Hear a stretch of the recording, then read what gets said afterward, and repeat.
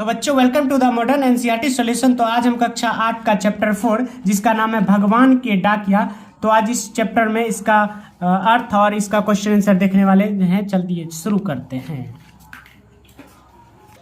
जिसका पहला स्टेंजा है, पक्षी और बादल ये भगवान के डाकिया हैं जो एक महादेश से दूसरे महादेश को जाते हैं। हम तो समझ नहीं पाते मगर उनकी लाई चिट्ठियां पेड़ पौधे पानी पहाड़ बचा।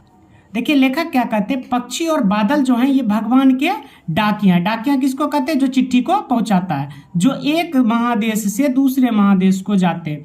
यानी लेखक कहते हैं पक्षी और बादल जो हैं एक महादेश से दूसरे महादेश तक खबर को पहुंचाते हैं, लेकिन उनकी खबर को तो हम तो समझ नहीं पाते हैं मगर उनकी लाई चिट्ठियां पेड़ पौधे पानी और पहाड़ बाँचते हैं। यानी कि पेड़ पौधे पानी पहाड़ समझ पाते हैं लेकिन हम लोग उसकी चिट्ठियां को नहीं समझ पाते। चलिए इसका अर्थ देखते हैं। भगवान के डाकिया कविता की इन पंक्तियों में कवि कहते हैं कि आसमान तैरते बादल और पक्षी भगवान के डाकिया हैं। ये एक देश से उड़कर दूसरे देश तक जाते हैं और खास संदेश का आदान प्रदान करते हैं। ये संदेश हम समझ तो नहीं पाते लेकिन भगवान के संदेश को पर्वत जल पेड़ पौधे आदि बखूबी समझ लेते हैं। चलिए इसका दूसरा श्लोक देखते हैं।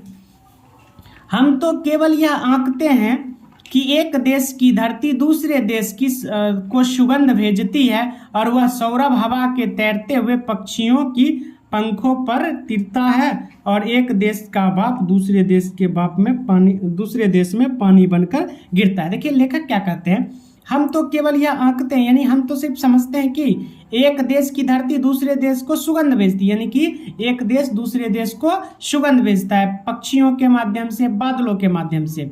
वह सौरभ हवा में तैरता हुआ पक्षियों के पंखों पर तिरता है, यानी कि पंखों के माध्यम से भेजते हैं। एक देश का भाप दूसरे देश में पानी बनकर गिरता है, यानी कि एक देश का जो बादल है वो दूसरे देश में वर्षा का रूप लेके बरसता है। चलिए इसका अर्थ देखते हैं। रामधारी सिंह दिनकर जी ने यहाँ हमें प्रकृति की महानता के बारे में बताया है। हम तो धरती की सीमाओं में बांट लेते हैं लेकिन प्रकृति के लिए सब एक समान है, इसलिए एक देश की धरती अपनी सुगंध को दूसरे देश में भेजती है। ये सुगंध पक्षियों के पंखों पर बैठकर यहाँ वहाँ फैलती है और एक देश की भाप दूसरे देश में पानी बनकर बरस जाती है।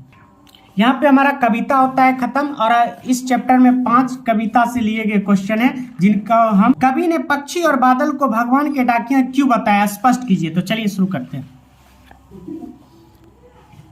कवि ने पक्षी और बादल को भगवान के डाकिया इसलिए कहा है क्योंकि पक्षी और बादल दूसरे देश में बिना किसी भेदभाव के डाकिया की तरह भगवान का संदेश पहुंचाते हैं। कवि इसके माध्यम से हमें हमारे जीवन में बिना भेदभाव वाला व्यवहार करने का संदेश देना चाहते हैं। चलिए नेक्स्ट क्वेश्चन है, पक्षी और बादल द्वारा लाई गई चिट्ठियों को कौन कौन पढ़ पाते हैं, सोच कर लिखिए। पक्षी और बादल द्वारा लाई गई चिट्ठियों को केवल पेड़ पौधे पानी और पहाड़ पढ़ सकते हैं क्योंकि हम लोग चिट्ठी नहीं पढ़ सकते हैं जो ये बादल और पक्षी लाते हैं। चलिए नेक्स्ट क्वेश्चन देखते हैं। नेक्स्ट क्वेश्चन है, इन पंक्तियों का भाव स्पष्ट कीजिए। पक्षी और बादल प्रेम सद्भाव और एकता का संदेश एक देश से दूसरे देश को भेजते हैं। पक्षी और बादल ये भगवान के दो डाकिये हैं जो एक महादेश से दूसरे महादेश को जाते हैं।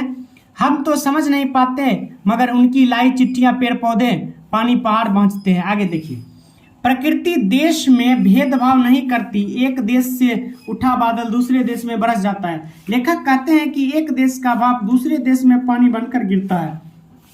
4 नंबर क्वेश्चन पढ़िए, पक्षी और बादल की चिट्ठियों में पेड़ पौधे पानी और पहाड़ क्या पढ़ पाते हैं? पक्षी और बादल की चिट्ठियों में पेड़ पौधे पानी पहाड़ भगवान के भेजे एकता को पढ़ पाते हैं। चलिए लास्ट क्वेश्चन है, एक देश की धरती दूसरे देश को सुगंध भेजती है, यह कथन का भाव स्पष्ट कीजिए। धरती अपनी भूमि में उगने वाले फूलों की सुगंध को हवा से पानी बादलों के रूप में भेजती है। तो आपका चैप्टर यहीं पे द एंड होता है। ऐसे ही एनसीईआरटी सॉल्यूशन के लिए आप इस चैनल से जुड़ सकते हैं। तब तक के लिए बाय बाय।